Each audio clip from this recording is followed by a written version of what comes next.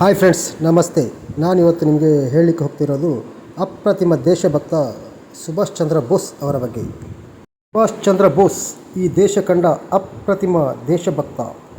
ಇವರು ಜನವರಿ 23, 1892ರಂದು ಒಡಿಶಾದ ಕಟಕ್ನಲ್ಲಿ ಜನಿಸಿದರು. ತಂದೆ ಜಾನಕಿನಾಥ ಬೋಸ್ ಮತ್ತು ತಾಯಿ ಪ್ರಭಾವತಿ ದೇವಿ.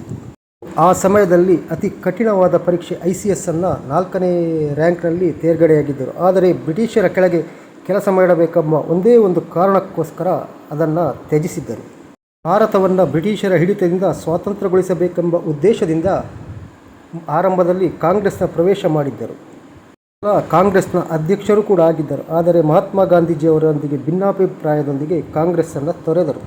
ಇಂದ ಸ್ವಾತಂತ್ರ್ಯ ಪಡೆಯುವುದು ಕಷ್ಟ ಎಂಬ ಕಾರಣಕ್ಕಾಗಿ ಹಿಂಸಾತ್ಮಕ ಮಾರ್ಗದಿಂದಲೇ ಹಿಂದ್ ಫೌಜ್ ಎಂಬ ಸಂಘಟನೆಯನ್ನು ಕಟ್ಟಿದ್ದರು.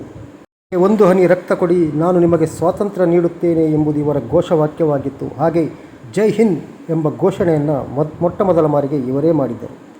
ದೇಶದ ಸ್ವಾತಂತ್ರ್ಯಕ್ಕಾಗಿ ಸರ್ವಾಧಿಕಾರಿ ಜರ್ಮನಿಯ ಹಿಟ್ಲರನ್ನು ಕೂಡ ಭೇಟಿ ಮಾಡಿದ್ದರು. ದುರದೃಷ್ಟವಶಾತ್ ಆಗಸ್ಟ್ 18, 1945ರಂದು ತೈವಾನ್ನಲ್ಲಿ ವಿಮಾನ ಅಪಘಾತದಲ್ಲಿ ಮೃತಪಟ್ಟರು. ಇನ್ನೂ ಕೂಡ ಅದೊಂದು ಮಿಸ್ಟರಿಯಾಗಿಯೇ ಬಾಕಿಯಾಗಿ ಉಳಿದಿದೆ. ಹುಟ್ಟುವಾಗಲೇ ಅಗರ್ಭ ಶ್ರೀಮಂತರಾಗಿದ್ದರೂ ಕೂಡ ಎಲ್ಲವನ್ನೂ ತೊರೆದು ಈ ದೇಶಕ್ಕಾಗಿ ತನ್ನ ಪ್ರಾಣವನ್ನು ಅರ್ಪಿಸಿದವರು. ಇಂಥ ಮಹಾತ್ಮನನ್ನು ನಾವ್ಯಾವತ್ತೂ ಮರೆಯಬಾರದು.